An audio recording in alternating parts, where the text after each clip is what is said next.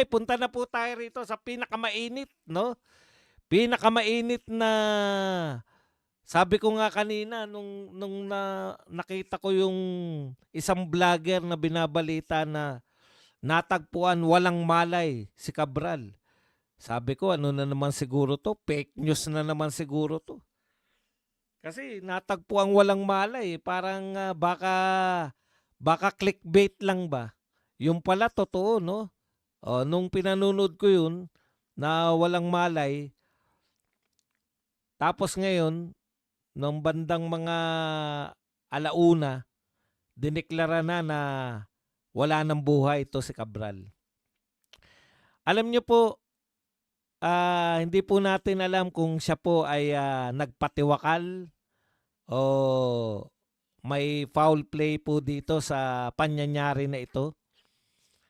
Malalaman din natin yan, pero so far wala pa pong update na kung ito po ay may foul play o sinadya. Pero malamang hindi po sa aksidente. Kasi ayon po dun sa kanyang diver, sineta na sila eh. Parang gustong tumambay. Habang nakatambay sila dun, nagpapahangin sa bangin. Kasama nung driver. Sinita sila ng mga kapulisan. Bawal daw silang tumambay dun.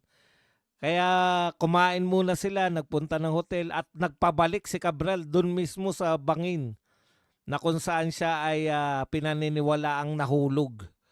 Okay, pero ito po kasi, no, ang nakakatakot po dito, napakarami po, alam po natin na napakaraming alam ni Cabral. Napakahirap po. Ako, naawa ko kay Cabral nung mga huling ano niya siguro. Tama po kayo na napakarami pong alam nito ni Cabral dahil siya mismo po yung naglalagay. Siya po mismo yung kumukuha sa mula po sa mga politiko o sa mga opisyal at politiko. Siya po mismo yung gumagawa ng mga NEP, no? Siya po mismo actual. Siya yung talagang tao na nagpapasok ng mga proponent insertion sa NEP pa lang. So siya po yun, no? Yung lahat po ng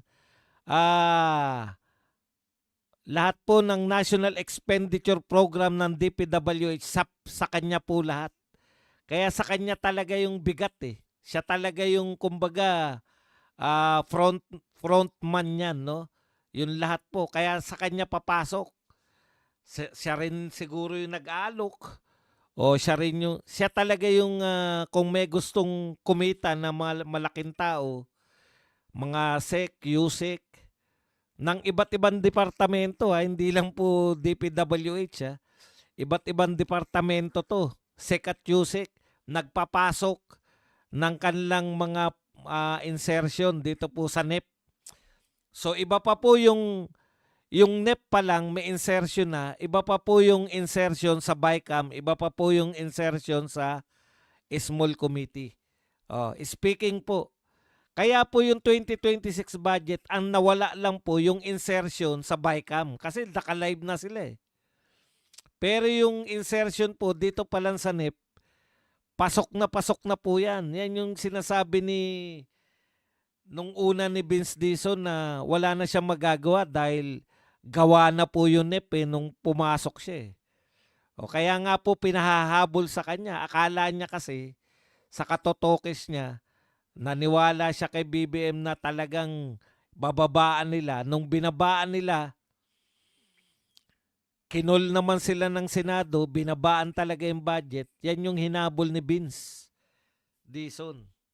So dun pa lang, sa NEP pa lang na ang gumagawa sila Cabral, galing sa kanya lahat ng NEP na yan, alam na po nila kung sino yung mga nagpasok. Yan po yung pressure kasi iimbestigahan na naman si Cabral eh, di ba? Siya po yung susi eh. Iba po yung nilalantad ni Saldico kasi yung nilalantad ni Saldico sa BICAM, insertion sa BICAM. Dito po sa NEP, may insertion. may insertion na. Kaya nga ang question diyan, 'di ba, yung lumantad po si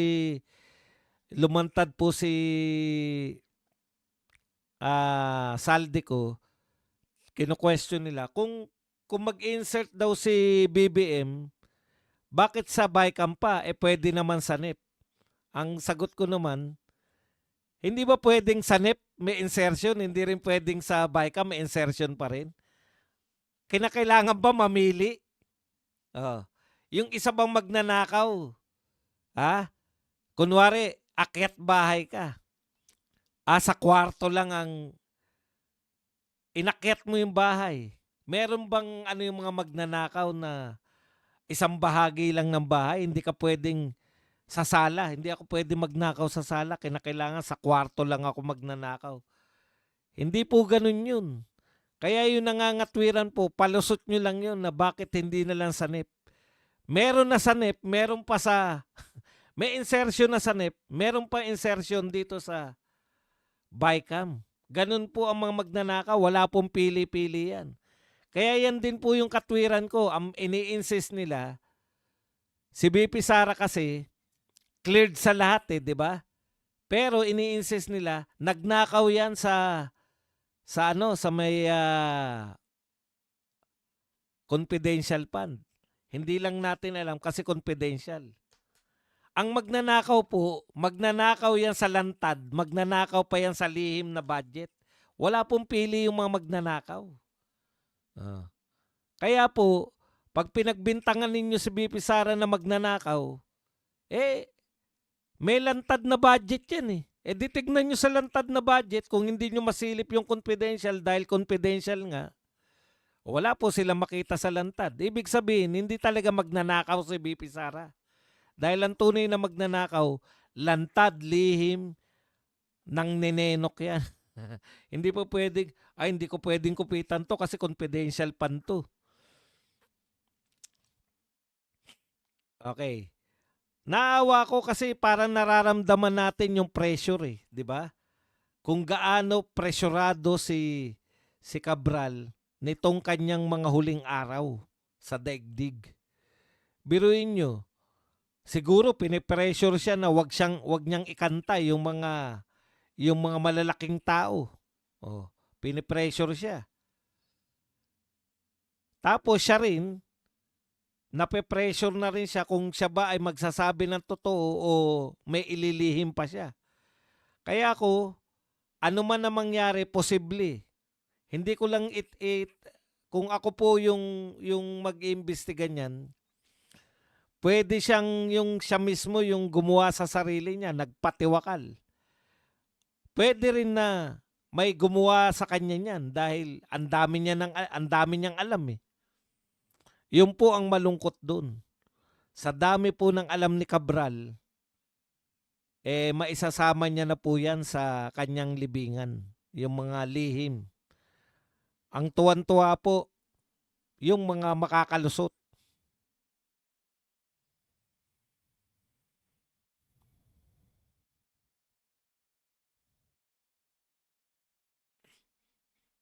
Okay.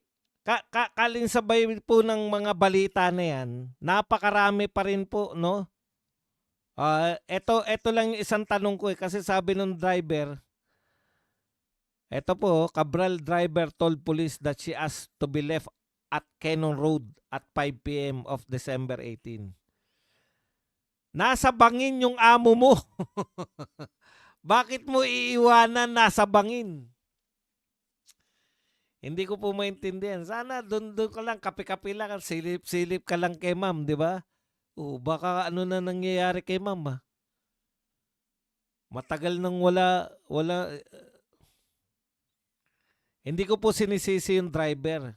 Syempre, inutusan siya. Iwan mo na ako rito.